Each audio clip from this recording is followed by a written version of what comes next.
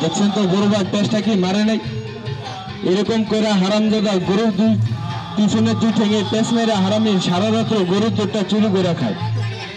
এই দেখেন এই যে পেস্টটা মারছে বড় ভাই, এই হারামজাদারে যদি এখন মাথা ধরে টান দেন মাঝখান থেকে ছেড়ে লাইতে পারবেন কিন্তু পেট ছুড়াতে পারবেন না। এটা এরকম পরিমাণে জোরে জোরে পেস মারে। এই দেখেন, তবে দেখেন তো সাপের ঠ্যাংগুলা দেখা যায়নি, দেখা যায় ভাই সব জানোয়ার আটলে ঠ্যাং দেখা যায়, সাপ আটলে ঠ্যাং দেখা যায় না কেন লিগে। এই দেখেন এর ভিতরে একটা লজিক আছে বড় ভাই, আমি দেখাই। এই মুরগা চোর আবার কেউ কইন না যে বড় ভাই সাপের ঠ্যাং দেখলে রাজা বাসা হইতে পারবো না, কিন্তু বড় ভাই অনেক মনে করে কই না। এই দেখেন আজকে আমি সাপের ঠ্যাং দেখাই বড় ভাই, প্রত্যেকদিন সকালবেলা আমি সাপের ঠ্যাং দেখি, আশা থেকে কোন কোন সময় রাজা বাসা হয়ে যায়। এই দেখেন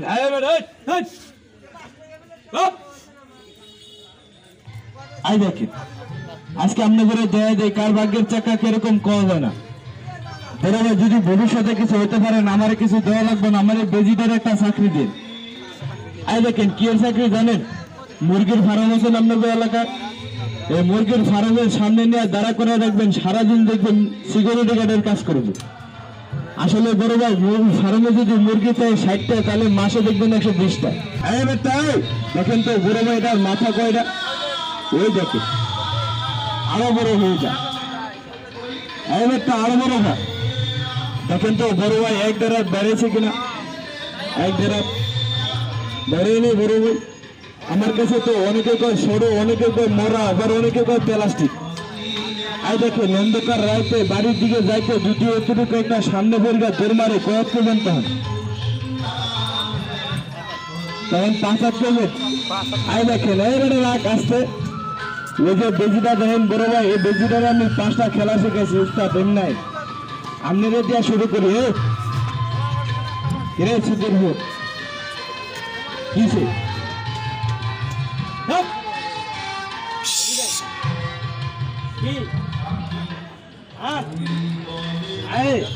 আপনার সমস্যাটা কি আজকে সুন্দর করে দেওয়া হবে।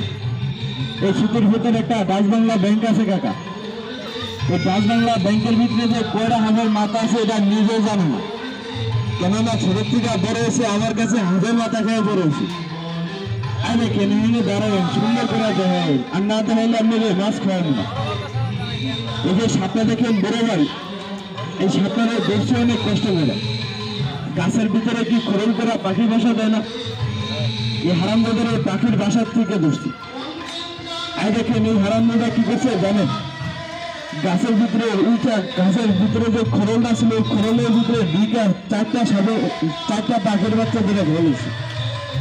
এক মুরব্বী কাকা দেখে কি করছে জানেন, এতগুলা কাটা নিয়ে ওই খরলটার মুখের ভিতরে মেলা মারছে। যখন খরলটার মুখটা আটকে গেছে তখন ওই মুরব্বী কাকা বাড়ির দিকে রওনা হয়েছে। আমি আবার বাজারের দিকে যাইতেছি খেলা দেওয়ানো, ওই কাকা আমার দেখা কয় যে সাপুরিয়ার গুলা তুমি সাপ ধরতে পারো। আমি কই কাকা সাপুরিয়ার ঘরে জন্ম নিয়েছি, সাপ না ধরতে পারলে এটা হয়, সাপ ধরতে পারে যদি আপনি দেখা দেন তাইলে। আর নাহলে আমি এখন বাজারে যাইতেছি খেলা দেওয়ানো। ওই কাকার এটা কোন কাকা কয় বেশিক্ষণ হয় নাই, মনে হয় 10-15 মিনিট হয়, আমি একটা দেখাইছি। আমি কই কোন জায়গায়, কয় অমুক জায়গায় এমন এমন আটকে খেয়েছি। আমার যখন কইছে তখন আমি গেছি, কাকার লগে লগে যাইতে যাইতে জিজ্ঞাসা কাকা সাপটা অনুমানে কতটুকু লম্বা হবে, কয় দাদা আমি খালি লেস্টুক দেখছি নাহলে করতে পারতাম। এই দেখেন এটা কইলে ওই গাছের ঘুরে গেছে, যাই দেখি যে না কাকা জেনারে কইছে ওভাবে আটকেন না আছে। এই দেখেন ওই আমি কি করছি জানেন, দেড়াতের মতন একটা লাডি নিয়ে গাছে উঠছি, গাছে একটা খোরলটার মুখের থেকে কাদাগুলা সরে যখন লাডিটা ঢুকে একটা গুটা দিছি না বড় ভাই, এই সাপেরটা জানি না যে গাছের গোড়ায় কে খাড়াই রয়েছে। এই সাপে ব্যথা পাইয়া ওই গাছের থেকে ফালমারিকা লাভ দিয়ে নামায় ঘুরছে, মাটিতে লাম্বেও ঘুরছে। নিচে ওই কাকা দাঁড়ায় ছিল, কাকার হাতে লাডি আছে, এই কাকা লাডি ছুটি ফালাই দিয়ে দৌড় মারছে, এত বড় হাফের সামনে দিয়ে ঘুরছে।